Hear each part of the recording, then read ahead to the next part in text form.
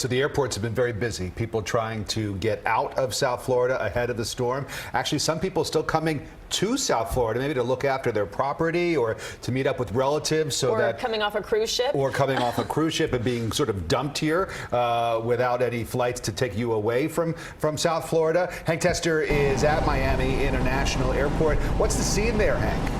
Well, and some of those folks just missed connections, and basically you've got some people that will be in the situation where they might have to stay in the airport. Now, we had reports of up to maybe 3,000 of those folks would be at this airport. By the way, Peter Miranda's, you don't see this very often. I want to take this shot for you.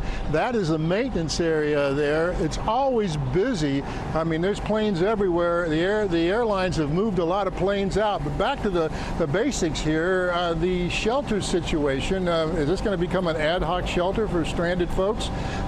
It could very well get to that. The numbers we do not know, but we asked Jack Varela, who's the PIO here at Miami International Airport, one of many that they have working today, about this situation. Here's what he had to say. The airport is not a shelter. Again, I do want to mention that again. However, if there are stranded passengers, they will not be kicked out of the airport. They may be moved to a shelter eventually.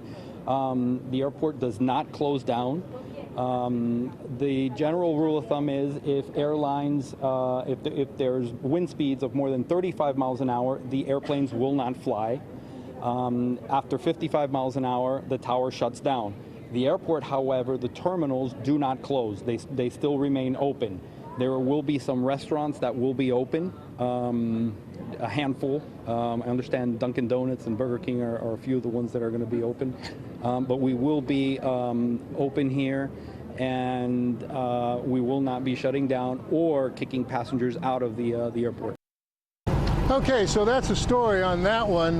We, of course, will be hanging around here for a while to see. In fact, I mean, these people, you begin to start seeing them. They're stretched out on the floor often, sometimes in the chairs and so on, and they will undoubtedly be that situation, these stranded folks, and they will be taken care of. Now, you heard an interesting thing that they might move them to another shelter, but that depends on whether or not the wind conditions will allow. As far as the airport is concerned, your European flights are going out.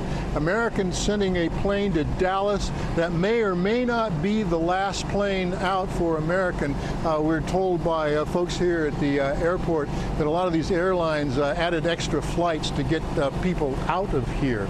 So basically, if you're thinking about buying a ticket and getting out of Dodge just ahead of this hurricane, this is not the place to be. You better go charter a plane from the Learjet people. So that's the very latest. I'm Hank Tester, CBS 4 News. Back to you guys. Don't you charter any planes, Hank? Hank, for those who are not able to charter a plane, I know there was some price gouging issues. I know a lot of people in the past few days, obviously now it's too late, but over the past week or so, we had seen a lot of reports of people who were trying to buy tickets that were, say, maybe $200, $300, and then when they tried to finalize that purchase, it went up to $6,000 in some cases. Have you heard about anything in terms of the airlines gouging people? No, I've not run into that at all. In fact, we talked to a guy, and sometime tonight we might get it on TV for you, is a guy, in fact, there were two folks from the Fort Lauderdale area that came down here and got $99 tickets on American Airlines. So I've not heard that here.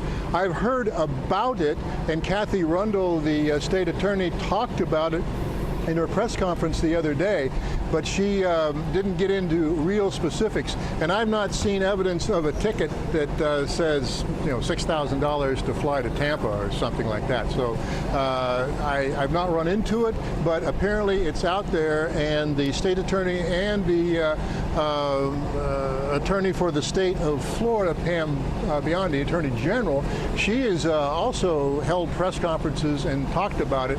And as Kathy Rundle said, that they have mechanisms to deal with that. It's a very serious situation. But so far, the folks here that we talked to, and you'll see later on tonight when we get them on TV, they seem to be pretty happy just to get out of town. And what's interesting is we're running into a lot of people who are just plain boarding up, coming to the airport and getting out. Asked one guy, why are you going to Dallas? He says, that's where I could get a ticket. That's Exactly. that all Smart man. boils down Beggars to. can't be choosers. All right, Hank, thanks very much.